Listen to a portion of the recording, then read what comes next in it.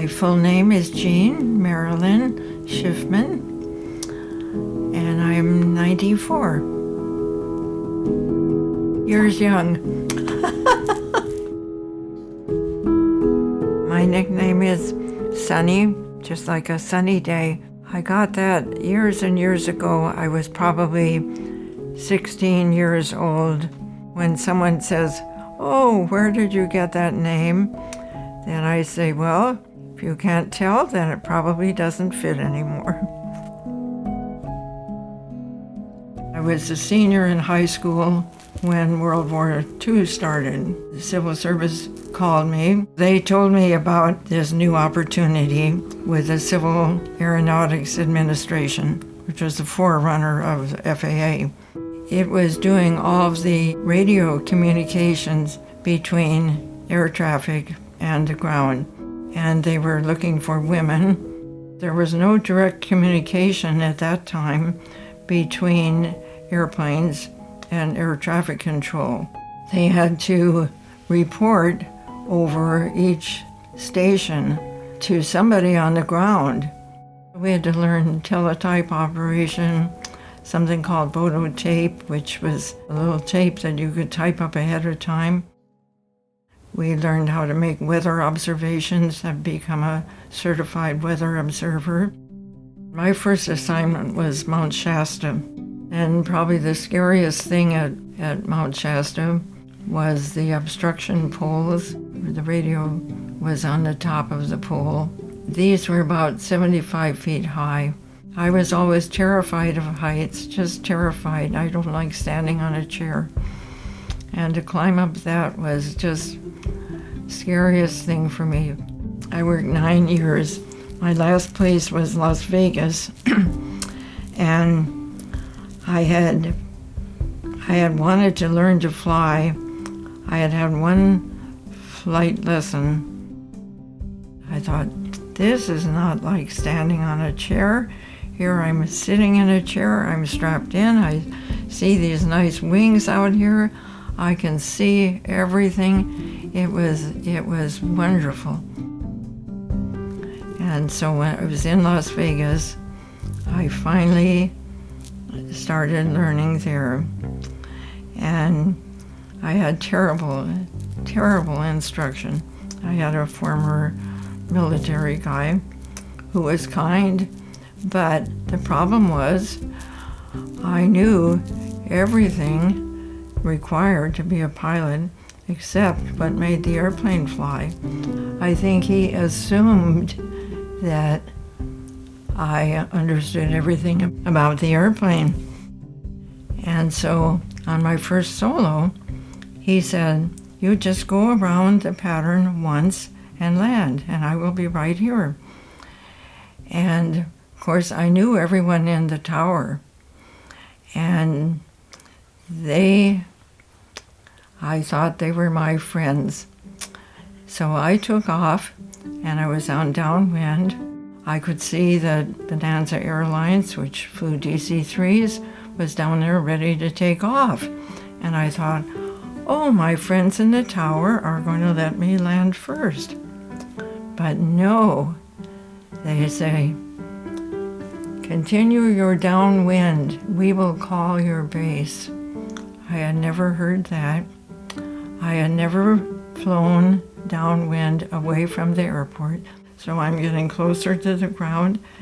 And finally, they said, "Start your base and you're cleared to land." And I'm like 3 miles away from the airport. I had never, ever done this, a straight-in approach. But it worked out perfectly.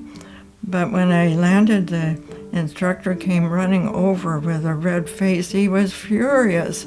I said, "Well, the tower told me to do that." He said, "Well, I'm going to go call them." So he called them on the phone, and he came back shaking his head. He said, "If I had that dirty laugh on a record, I'd make $1 million. They were just playing a trick on you." So that was my introduction to flying. I got my private, and then I married Mr. Schiffmann, so I was pretty well grounded for the next 10 years. I became a 99 in 1968. The 99s officially is the International Organization of Women Pilots. I've always said that 99s are your best friends. It's just a big help. It's really not a woman's world yet. And so to have someone like a sister who is there to support you is very, very important. And that's actually when I started thinking, well, this is pretty interesting. Maybe this is something that I would want to do, to be an instructor. I decided, well, I would try and be a flight instructor because I had had such poor instruction, I thought, myself.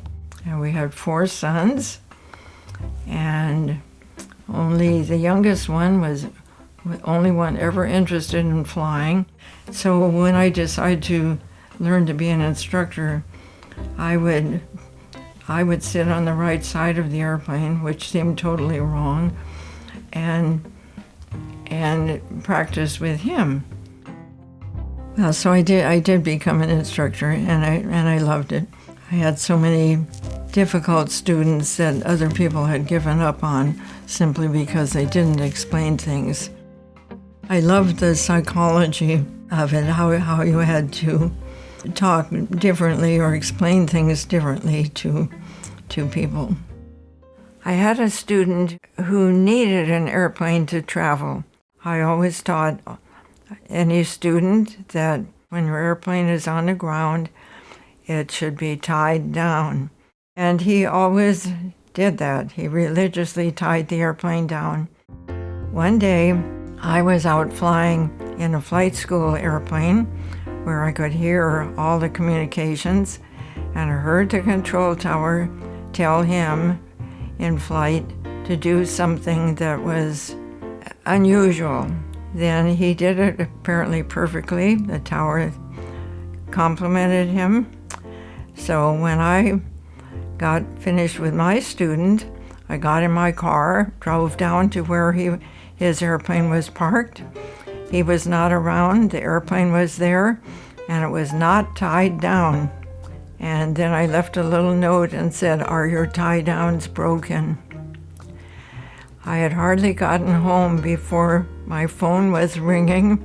He was livid, and he said, "You're a witch. The woman is a witch. She sees everything and knows everything." He said she must hide in the windsock. The student gave me a whole box of these calling cards and called me the witch of the windsock forever. I think one year the air race ended at Torrance, and I didn't know what was going on. I would see these airplanes flying by so fast, and so then I learned, yes, that was the end of the Powder Puff Derby that year. I remember I used to just lie in bed and think, oh, how exciting that would be to fly in an air race if I could just do that. Air racing was really a big challenge. There was so much to it. You have to know about the weather, you have to know your airplane. I tried hard as a pilot and as a co-pilot.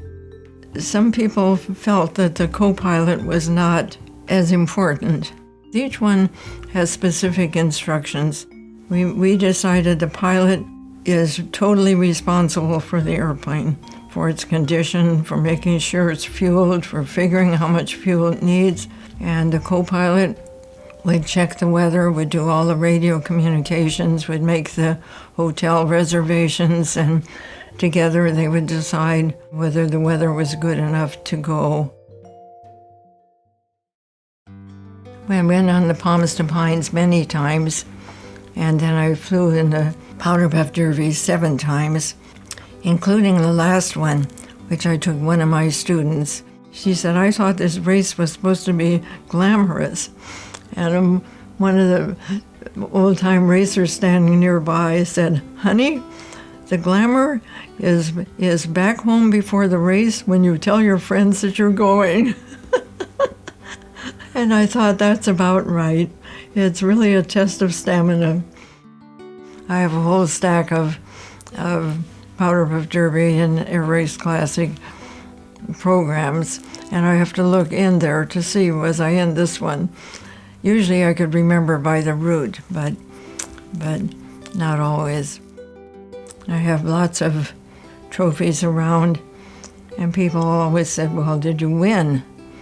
Well, you win just to get there safely. In 2003, which would have been the 100th anniversary of the Wright brothers' first flight, the FAA came up with the idea to make an award for certain flight instructors who had been flying more than 50 years. No matter how many days you go up from the same airport, the view is never the same. You learn to appreciate the colors more, what the wind is doing, what the clouds are doing, what other airplanes are doing. You have all these troubles, all these things in your mind, and you get up there and it's like they are all down there. I left them behind. I always wanted to stay up longer. You just feel so free. It's just a wonderful, wonderful, special feeling. And then when you can do it by yourself, it's like, oh, I am I am really something.